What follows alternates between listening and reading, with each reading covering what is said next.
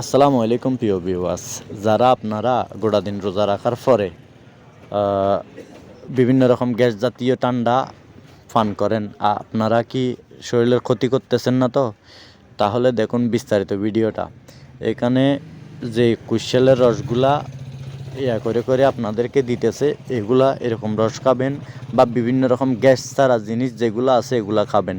আপনারা যদি গ্যাসওয়ালা জিনিস যদি খান, শরীরে প্রবেশ করে, তাহলে গ্যাসের কারণে আপনাদের হয়ে যেতে পারে অনেক বড় অ্যাক্সিডেন্ট, হয়ে যেতে পারে কিডনির সমস্যা এবং অনেক রকম রোগের সম্মুখীন হতে পারেন। এখানে দেখতেছেন কুশলের রসগুলা যদি আপনারা খান, তাহলে এখানে কোনো গ্যাস নাই, কোনো সমস্যা নাই।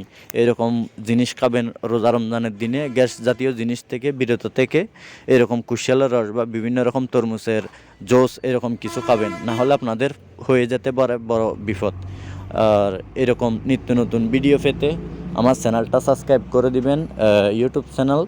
আর ফেসবুক পেজ থেকে দেখে থাকলে ফলো করে দিবেন এবং ইনস্টাগ্রাম থেকে দেখে থাকলে ফলো করে পাশে থাকবেন। ভালো থাকবেন, সুস্থ থাকবেন। আর এরকম নিত্য নতুন ভিডিও পেতে আমার সাথে জুড়ে থাকুন।